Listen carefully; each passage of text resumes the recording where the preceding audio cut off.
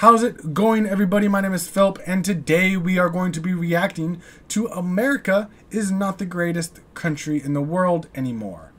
After a lot of things I've seen previously, I can kind of agree. I'm not sure what he's going to say, and I know this is all scripted, but I've never seen The Newsroom. Maybe it's something I might actually kind of get into. I don't really know. I'm watching a lot of other stuff, unfortunately, right now. A lot of it is anime, so it's completely different, right? So I've never watched The Newsroom. My dad kind of told me about this one, and because of previous things I've reacted to, he thought that I might really enjoy this one. So yeah, I don't really know anything else about The Newsroom. I just know it's Jeff Daniels. Loved him in Dumb and Dumber. That's all I've ever really, all I've ever really noticed him in. But let's get into it. We'll go on to the next question. You, sir. My name's Steven. I'm a junior, and my question's for Will McAvoy. Do you consider yourself a Democrat, a Republican, or an independent? I consider myself a New York Jets fan, Steven.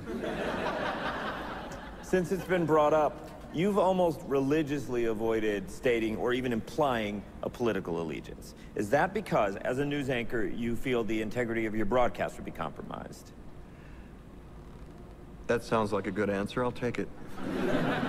There was a short piece on Vanity Fair's website Pretty good at avoiding by questions. Marshall Westbrook. You probably saw it, where he calls you the Jay Leno of news anchors. You're popular because you don't bother anyone. Yeah. How do you feel about that? We just gotta tell people the news, right? Jealous of the size of Jay's audience. Are you willing to say here tonight whether you lean right or left? I voted for candidates run by both major parties. It's very Move on to good the at next avoiding question. questions. Go ahead. Hi, my name is Jenny. I'm a sophomore, and this is for all three of you. Can you say in one sentence or less what... you know what I mean. Can you say why America is the greatest country in the world? Ooh. Diversity and opportunity. Lewis? Freedom and freedom. So let's keep it that way. Will? That's such an American answer, though. New York Jets. No. I'm going to hold you to an answer on that. What makes Wow. America the greatest country in the world? Really? Okay, dude. Well, Lewis and Sharon said it. Diversity and opportunity and freedom. He's amazing at dodging You questions. don't look satisfied. I want a human moment from you. What about the people? Gave you a human moment. Why is It's America not the greatest country in the world, Professor. That's my answer. Damn.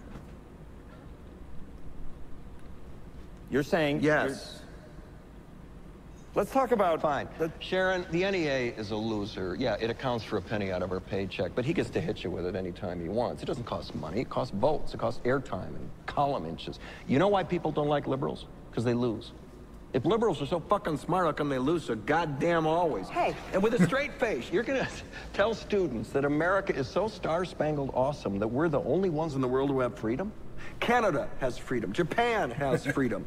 The UK, France, Italy, Germany, Spain, Australia, Belgium has freedom. So 207 sovereign states in the world, like 180 of them have freedom. All right. And yeah, you, sorority girl, just in case you accidentally wander into a voting booth one day, there's some things you should know. And one of them is, there is absolutely no evidence to support the statement that we're the greatest country in the world. We're 7th in literacy, 27th in math, 22nd in science, 49th in life expectancy, 178th in infant mortality, 3rd in median household income, number 4 in labor force, and number 4 in exports. We lead the world in only 3 categories: number of incarcerated citizens per capita, number of adults who believe angels are real, and defense spending, where we spend more than the next 26 countries combined, 25 of whom are allies. Now, none of this is the fault of a 20-year-old college student, but you nonetheless are, without a doubt, a member of the worst generation ever. So when you ask what makes us the greatest country in the world, I don't know what the fuck you're talking about. Damn. Yosemite? I mean, Yosemite is pretty great, but is that real enough? Sure used to be. We stood up for what was right. We fought for moral reasons. We passed laws, struck down laws for moral reasons. We waged wars on poverty, not poor people. We sacrificed, we cared about our neighbors, we put our money where our mouths were, and we never beat our chest. We built great big things, made ungodly technological advances, explored the universe, cured diseases, and we cultivated the world's greatest artists and the world's greatest economy. We reached for the stars,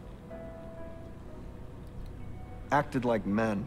We aspired to intelligence. We didn't belittle it. It didn't make us feel inferior.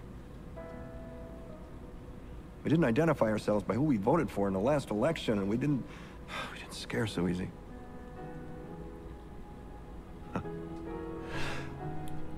We were able to be all these things and do all these things because we were informed.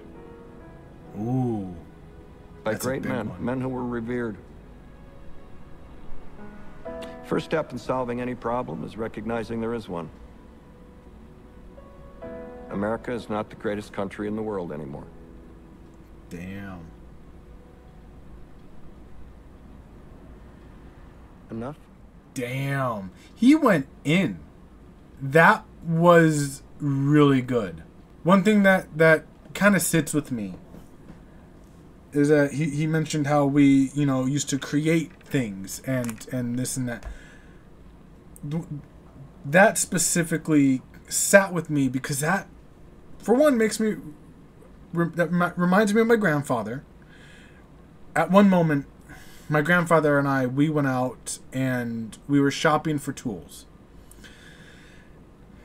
Maybe it wasn't necessarily tools, but we were looking through the tools at one point, and I remember him looking at something. Whether it was a screwdriver, whether it was whatever it was, and he kind of chuckled and was like, "What is this? Made in China." He grabbed another one. Made in China. Again, whatever it wasn't made here. Right? And then with everything else, we're so far down the list, or not as high up as we think we are on the list of all this and that. I'm even accountable, not accountable, but I'm even someone that falls in that bracket of math. I'm terrible at math. Okay? There's probably a video on my channel that if you've watched before, you would see, damn, you're a fucking idiot when it comes to math. I am. What was it? 3 times 3 times 3? Or it was 3, not something. I forget.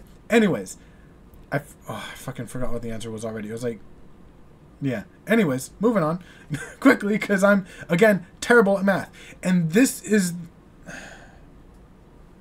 it's upsetting because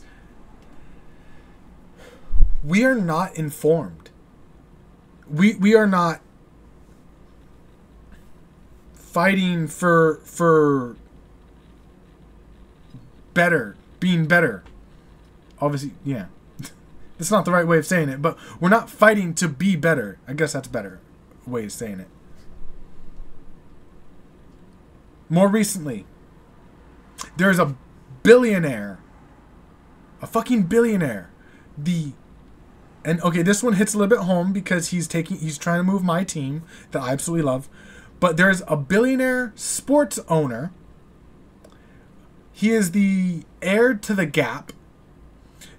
And he is trying to move a team out of Oakland. The Oakland Athletics, the baseball team. Whether you like the baseball team or not, whether you're into baseball or not. The point that I'm trying to make is he is asking for public money in which they're taking from Nevada, in which they're taking hundreds of millions of dollars away from schools and actual places that need it so they can build a fucking stadium in Vegas on the Strip on 9 acres of land. Like, you could go look it up. None of this makes sense. None of what's going on with them makes sense at all right now. It's infuriating to watch because, again, I'm an Oakland A's fan. That's my team. I've loved them for as long as I can remember. Right? But basically what I'm saying is this is what we have allowed to happen. We've allowed to put laws in place that allows billionaires, and this is more than just the baseball stadium, allowed billionaires to have tax breaks. Recently, I've gotten a lot of shorts of Dave Chappelle talking about how Trump, it was the Trump-Hillary Clinton debate, where he's basically saying, it wasn't I didn't pay my taxes. It was more so I used the tax breaks, the laws, I used the tax laws to my advantage to give me a massive tax break.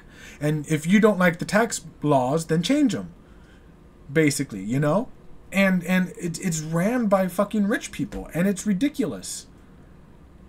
It's infuriating, and to think that, oh, power to the people. What power? It's like we don't even have a term, like a max term level for senators. So like they could be 97 and we're like, oh, well, you're still alive and breathing, so it doesn't matter if you're taking a shit on yourself. I've seen pictures of people literally sleeping in whatever chair it is, whether it's their own chair and whatever, regardless, they're sleeping in there, and you're like, why? Do you not get a good night's sleep on your probably $10,000 mattress? I don't even know if there's $10,000 mattress. The point is, on your expensive mattress, you don't have enough time in the fucking day to sleep at home. Like, I haven't swapped out my mattress in fucking over a decade because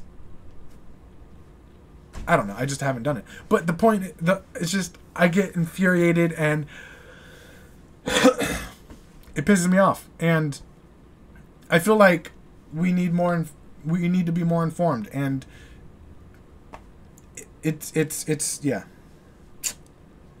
When I get not necessarily passionate, when I get into something, it's hard for me to fully throw up my words properly in cohesive sentences. But yes, this is great. We need more of this. More truth being told, and more people understanding that it's the truth. Because people were here, they're just like, nah, this is just a show. Nah, this isn't real. Nah, this isn't whatever. But, yeah, I don't know. Yeah. Thanks for watching. Subscribe for more content. Like this video if you liked anything that I said. If not, let me know in the comment section below. I'm always open to hear. But thank you guys so much for watching, and hopefully I'll see you next time.